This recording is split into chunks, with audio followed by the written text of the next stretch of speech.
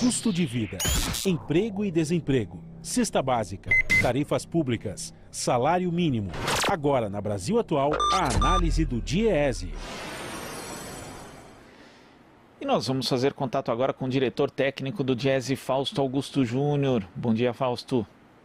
Bom dia, Glauco. Bom dia a todos. Fausto, ontem o jornal O Estado de São Paulo fez uma apuração aqui a respeito de como será o novo auxílio emergencial que deve começar a ser pago a partir do mês de abril. E segundo o novo desenho, dadas as limitações, inclusive orçamentárias, que foram aprovadas ali dentro da PEC chamada emergencial, de 44 bilhões de reais, o governo vai pagar 4 parcelas de 150 a R$ 375 a cerca de 46 milhões de brasileiros. Quer dizer, além de ser menor do que foi o auxílio do ano passado, né, que começou com 600 e depois foi reduzido, ainda não vai chegar a todos. Como é que você vê essa possibilidade, esse novo desenho do auxílio emergencial, Fausto? Bem, Glauco, a gente está chegando no pior da pandemia, está muito claro, né? Ou seja, nós estamos batendo aí próximo aos 3 mil mortos por dia, o que é um absurdo, né, do ponto de vista da saúde pública, e a opção que o governo coloca em relação a ter que lidar com uma situação real das pessoas, ou seja, da perda de renda, é um auxílio que representa muito pouco, né? Claro que qualquer auxílio, qualquer recurso é importante para quem está com muita dificuldade financeira hoje, mas R$ 150 é muito, muito aquém das necessidades. Vamos lembrar que a cesta básica está em 654, por exemplo, aqui em São Paulo, o que coloca para a gente uma série de desafios que vão se dar ali por dentro do Congresso Nacional. É claro que a gente ainda não tem claro qual é a proposta, a gente sabe que às vezes a gente tem muito balão de ensaio, né, para esperar para ver o que vai de fato chegar dentro do Congresso Nacional, mas o Congresso Nacional ainda tem espaço para fazer a discussão sobre o auxílio emergencial. É fundamental que a gente compreenda que no momento que a gente está vivendo, nós já estamos em março, né, meados de março já, e a pandemia ainda está longe de ser superada. A nossa taxa de vacinação ainda é lenta e, de certo modo, a economia vai sofrer muito esse ano, e em especial as pessoas que tem muita dificuldade de encontrar renda, né? O Brasil vem perdendo renda, a população em geral vem perdendo renda, as classes mais pobres, menos favorecidas têm perdido mais renda ainda, ao mesmo tempo em que você tem uma curva aí de elevação dos gastos com alimentação. É bom lembrar, Glauco, que quando a gente começou esse debate no ano passado, mais ou menos nessa mesma época, em março, já se discutia que o valor deveria ser por volta de 500 a 600 reais, que foi o valor que, de certo modo, foi aprovado no Congresso Nacional. De lá para cá, a inflação, em especial a inflação dos alimentos, corroeu parte importante desse valor, o que quer dizer que os 150 reais ano passado já não são 150 reais esse ano, né? E esse ano o governo, então, opera com essa ideia aí de 150 a 250 reais no auxílio, o que, de certo modo, vai precisar de ser complementado no debate do Congresso. Seja do ponto de vista do valor, porque é um valor muito baixo, ou seja, vai significar muito pouco, né, das necessidades das pessoas, seja do ponto de vista do seu tempo, porque 4 meses também será insuficiente, em especial sabendo para onde as coisas estão caminhando, né?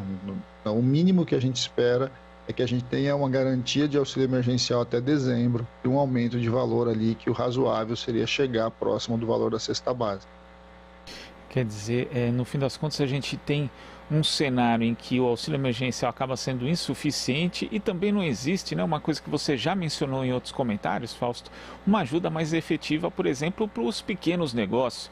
Nós vemos iniciativas aí limitadas, dado o orçamento de cada governo do Estado, né? Lembrando que governos do Estado e prefeituras não podem emitir moeda, emitir títulos como o governo federal, como a União pode, mas existem aí iniciativas como as do governo do Ceará, do Piauí, do Maranhão também, tentando auxiliar bares, restaurantes, não só auxiliar os trabalhadores desses setores, né, com auxílios, mas também os próprios comerciantes, né, com subsídios, com isenção de impostos, de pagamento de conta de luz, de conta de água, mas por parte do governo federal não existe nada nesse sentido, Fausto.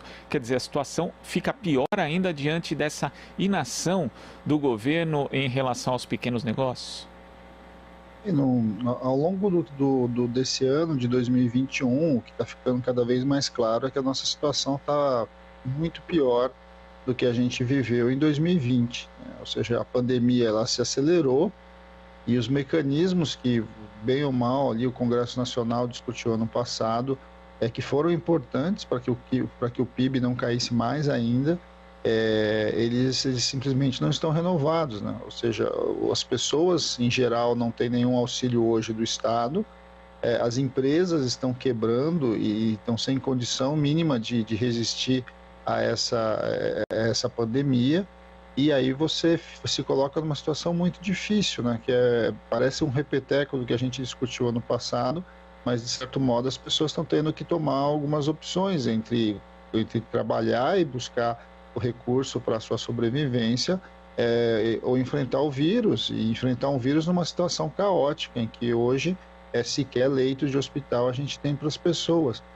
O debate é um debate que transcende muito a economia. Nós estamos falando de sobrevivência das pessoas, nós estamos falando de sobrevivência das empresas, e que de alguma forma isso vem sendo desconsiderado pelo governo. É algo que a gente se coloca numa situação em que deveria a sociedade civil se pronunciar cada vez mais, e o Congresso Nacional vai ter que assumir a sua parte, né? Vai ter que assumir o seu compromisso, assumir a sua responsabilidade. É claro que a gente sabe que a PEC ela tem um limitador de recursos, mas o Congresso Nacional é soberano nisso. Ele pode rediscutir, pode colocar outras possibilidades. Se a gente continuar achando que nós vamos caminhar na visão do que o Ministério da Economia constrói, em que a visão que ele tem, inclusive, de você melhorar um benefício, de você criar um benefício, no meio dessa crise, você retirar mais recursos dos trabalhadores na outra ponta, no final das contas, o que nós temos é uma conta de soma zero, em que recursos novos não entram na economia.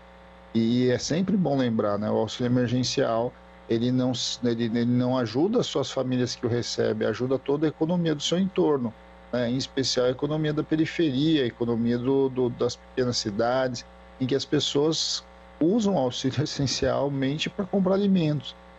Então, esse é um debate que a sociedade precisa ganhar vulto na sociedade. A gente precisa fazer essa questão.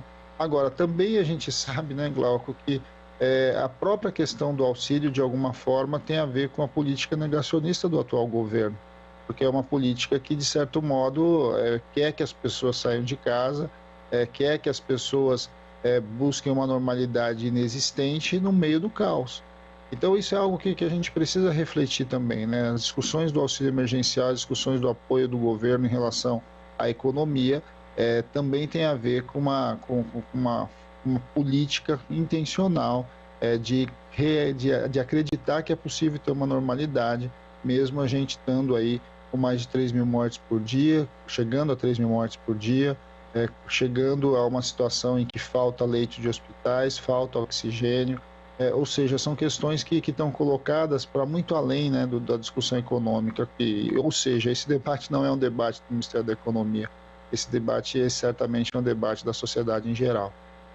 É um debate da sociedade, o debate do governo como um todo, e eu acho curioso, Fausto, porque ontem mesmo eu via o ministro Paulo Guedes e tinha lá um canal de TV que o entrevistou colocando: ministro Paulo Guedes defende vacinação em massa. Aí isso é simplesmente jornalismo declaratório, porque ele defender vacinação em massa, ele é o ministério mais poderoso ali do governo, teria condições inclusive de estimular essa vacinação em massa, mas a gente viu o orçamento de 2021 em relação a 2022, o orçamento da saúde menor, né? Teve uma queda. Temos aí a PEC emergencial, que tem várias limitações fiscais aos estados e municípios que estão na ponta ali justamente para aplicar a vacinação, e além disso, mesmo que nós tivéssemos todas as doses de vacina para aplicar na população brasileira hoje, o que estamos muito longe de ter, ainda seriam necessárias medidas de distanciamento social, de isolamento, em alguns lugares inclusive lockdown, e aí o auxílio emergencial é essencial. Então, na prática, né, essas coisas se misturam, misturam, as inações de ministérios se misturam e a gente chega nessa situação econômica e sanitária crítica que nós temos hoje, Fausto? Nós não temos coordenação, né, Glauco?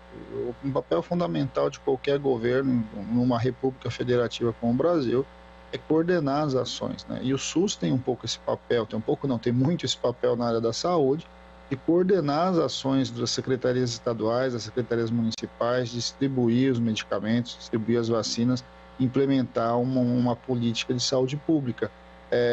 Quando você não tem essa centralização, esse comando central, o que você vê é que você vai tentando, os estados vão tentando construir suas políticas próprias, e em meio a tudo isso é bastante complicado, né? Você conseguir construir minimamente algo que caminhe para a solução do problema. No caso das vacinas, o nosso problema maior é ter vacina. O governo, em vários momentos, teve a oportunidade de negociar com os laboratórios diversos a vinda de diferentes vacinas, e o que poderia, de certo modo, estar suprindo boa parte da necessidade, ou pelo menos dos grupos mais vulneráveis, e não foi isso que a gente viu. Na verdade, ao contrário, o governo se negou a discutir vacina até muito pouco tempo, e agora, como se fosse num passe de mágica, com o mundo inteiro procurando vacina, ele vai tentar achar o mesmo. Na verdade, se a gente não tivesse os trabalhos muito eficientes aqui da ciência brasileira, né, que foi o caso do Instituto Butantan, o caso da Fiocruz, a gente ainda estaria numa situação muito, muito pior. É importante que isso seja reconhecido também. 9 de cada 10 vacinas que estão sendo colocadas hoje no brasileiro vem do Instituto Butantan. E a gente viu o que significou a campanha contra essa vacina, que era uma vacina, é uma vacina bastante importante hoje, e que, de certo modo, foi objeto dessas fake news todas e da própria fala do presidente da República. Ou seja, o governo não tem uma fala única, o governo não tem coordenação, e muito pior do que isso, na verdade, ele atua descoordenando as ações dos estados, o que é muito, muito preocupante. Do ponto de vista da economia, isso é mortal, porque o que está acontecendo? As pessoas, os investidores, seja nacionais, seja internacionais, eles não têm confiança nas decisões do país. Você não enxerga ali o mínimo de previsibilidade. Sem previsibilidade, como é que você de fato vai investir? Como é que de fato você vai colocar em risco o seu recurso em meio a essa confusão que nós estamos vivendo? E aí é inevitável, né? A economia sofre muito. Só que a economia, né, Glauco? A economia não é número, né? Não é o PIB, né? Que a gente fala tanto do PIB aqui, a economia são pessoas, né?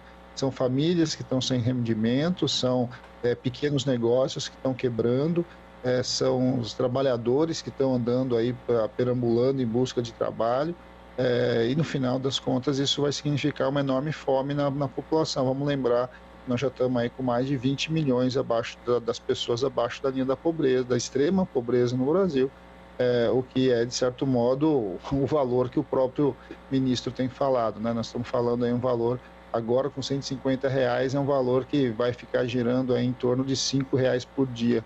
Claro, com R$5 por dia, se você, qualquer um aqui na cidade de São Paulo sabe que a gente está falando, R$5 por dia você não compra nem uma média e um pão com manteiga na chapa, né? Então é disso que nós estamos falando.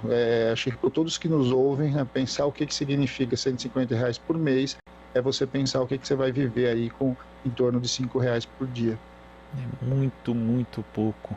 Fausto, muito obrigado pela sua participação aqui no Jornal Brasil Atual e até a próxima. Até a próxima, Glauco. Bom dia a todos novamente. Bom dia. Conversamos aqui com o diretor técnico do Diese, Fausto Augusto Júnior.